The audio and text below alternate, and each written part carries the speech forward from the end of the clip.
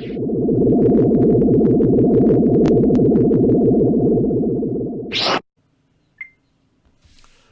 up guys, and welcome back to the channel. And today for this video, I'm discussing why the sequel trilogy ultimately doesn't make any sense in Star Wars. So let's jump right into it.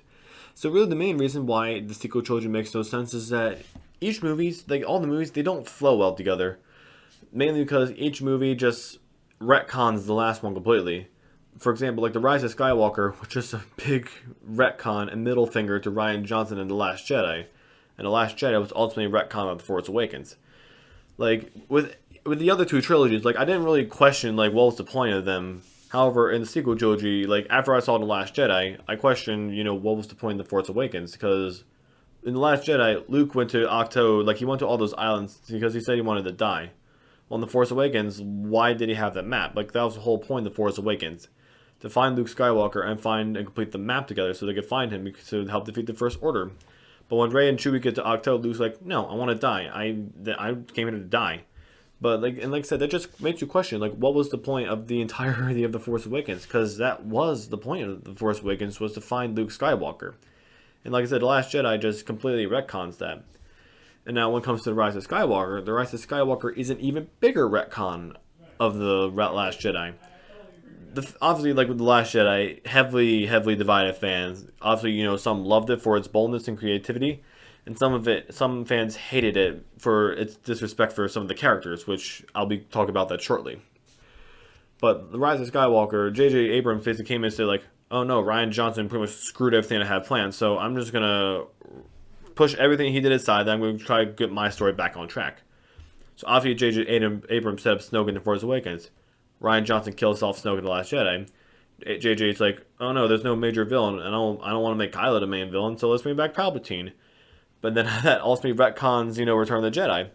Because while they explain that Palpatine was a clone in The Rise of Skywalker and the novelization, well, that also raises so many more questions. Like, how many more clones did Palpatine have? Like, when did Palpatine clone himself? Like, like, in the novelization, they explain, like, why is it a clone? Like I said, that just sets up so many more questions. But before then, when it comes to Palpatine in The Rise of Skywalker, before they confirmed he was a clone, we always thought he was original Palpatine, and then we questioned, like, well, so then when he was thrown down the reactor shaft and the Death Star exploded, like, did he, like, find an escape pod before he go? Or, like how did he survive? And then that ultimately questions, Vader's legacy and Vader's prophecy of the Chosen One. Because, like, in the Return of the Jedi, when Vader threw Palpatine off the shaft, like, he brought balance and peace through the Force in the galaxy for a short while. So, but if Palpatine was hiding in the unknown regions for all these years, then did Anakin really bring peace? I don't think so. So, like, the sequel, like, The Rise of Skywalker also retcons the original trilogy, as well as it retconned The Last Jedi. Now, The Rise of Skywalker retconning The Last Jedi was probably the biggest insult and middle finger to a director or movie I've ever seen. Like, fans who loved The Last Jedi hated The Rise of Skywalker for all those reasons. For example, James was like, well, if you didn't like Rose, everyone hated Rose and her involvement in The Last Jedi, let's barely make her a character in this movie.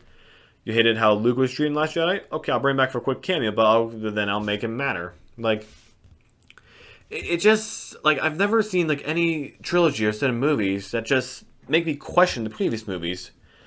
And the prequel trilogy, like, while, the prequel trilogy has major issues and flaws, and it is somewhat difficult to get to the ending, the prequel trilogy ultimately does have a purpose, because it shows, like, how the Empire formed, how Palpatine rose to power, how Vader rose to power, like, why are 99.9% of the Jedi dead. Like, the prequel trilogy, while you might not like some of the answers, like, they ultimately do give answers. And it does serve a purpose. While, like I said, even though the prequel trilogy is heavily flawed, it does serve a purpose in getting there. And the original trilogy was showing, like, Vader's redemption and, like, how the Empire will ultimately fall. Like I said, the original trilogy is significantly better than the prequel trilogy, but it also has the same purpose as the prequel trilogy. It shows, like, how our characters got them from point A to point B, and what happened throughout there. When it comes to the sequel trilogy, for example, there really is no, like, purpose for it anymore. After it's all the rise of, and really, even after you see the Rise of Skywalker, it's pretty clear that they had no plan from the beginning. Like, they had no roadmap. They didn't take time to plan this out. They just winged it as they went along. So here's the thing: if you're gonna do it that route, either A, like, have an overall map and and if you want to have multiple directors, that's fine. But you need to have a plan and tell them, like, if you're going to direct this movie, you must do this, this, and this. Or if you want to do like the plan, like you don't want to plan it ultimately, have a director come in and do the whole thing under his or her direction. That way, like, it'll be their vision, and they'll complete it from point A to point B. When it comes to the sequel trilogy, JJ started it, and then he set up everything in The Force Awakens. We set up questions like, who is Snoke, who are Rey's parents, like, why did Kylo Ren turn to the dark side, like, why is Luke on this island? Like, he set up questions for everyone, like, for all of us to speculate for a couple years. And then when The Last Jedi comes around, Rian Johnson says, oh no, I don't like what you did in Force Awakens, so I'm going to just do my completely own thing and do my own story. So while we did get some of the answers, like, we ultimately did get answers, like, who are Rey's parents, like, they were nobodies, and I'll be honest, like, I like that. Like, I like the fact that she was a nobody. But other than that, like, he didn't really answer a whole lot of questions. Like, he killed Snoke off with no explanation of, like, who he was or where he came from at the time. And then his answer for Luke is, honestly, just made Luke, just made Luke, honestly, like a jerk in The Last Jedi. Like, Luke in, A New Hope, Empire Strikes Back, and Return of the Jedi, like, was, pretty consistent throughout. Like, he was a nice guy, but, he had flaws, and he cared for his friends too much, and that's, ultimately why he almost did fall to the dark side in Return of the Jedi. Well, the Luke in The Last Jedi was like, oh no, go away. Like, I came here to die. Like, I don't want to train you. Go away. I don't like you. Like, it just, like, even Mark Hamill himself was, Mark Hamill has been very vocal about, like, how unhappy he was with Last Jedi and Luke's treatment in The Last Jedi. And, like, when I first saw The Last Jedi in theaters, I mean, I didn't really take notice to, a lot of the flaws that much. But as time goes on, and the more I see The Last Jedi, the more flaws I could point out. Like, some of the things in The Last Jedi ultimately don't make any sense. Like, I remember seeing one video about this guy who was literally nitpicking The Last Jedi left, right, and center. And, Finn in The Force Awakens was like, we need a pilot, I don't know how to fly. And then The Last Jedi takes place days, if not hours after The Force Awakens, and then all of a sudden he flies ships. Like, I mean, I didn't even notice that at first. It took me a long time to know that as well. But then, like, it just shows, like, just how, like, inconsistent it is. Like, how do you go from saying, like, you need a pilot, to, like, hours later, you can fly anything and everything you want?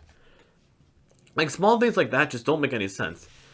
And then The Rise of Skywalker, the whole story doesn't make any sense. It's completely, it's rushed from the beginning to the end. It really should have been 2 movies. So basically, JJ at the same time, he tried to continue his story from The Force Awakens, while simultaneously retconning everything in The Last Jedi. Like, he pretty much made Rose, like, a character who pretty much everyone hated in The Last Jedi, into a side character that barely was in the movie for, obviously, not even 2 minutes of screen time, if that. Kylo Ren broke his helmet in The Last Jedi, he repairs his helmet. Snoke dies in The Last Jedi, we brought back Palpatine.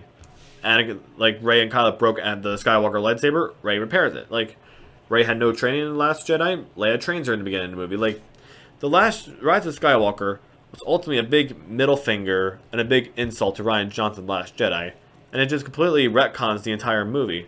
And then The Last Jedi, Rian Johnson just completely retcons JJ in The Force Awakens. So, all that out of the way, back to the original question, what was the point of the sequel trilogy? Well, in terms of the Star Wars purposes, there was no point in the sequel trilogy, because ultimately in the end, it was a big slap in the face to the original trilogy and everything it did. The reason that Disney made the sequel trilogy was for them to make a quick buck, and they managed to make a quick buck. So, in terms of that, that's basically why, for me, the sequel trilogy makes no sense. So, I hope you all enjoyed this video. If you did, please consider liking and consider subscribing. I'll see you all in the next video. Have a great day, guys. Bye.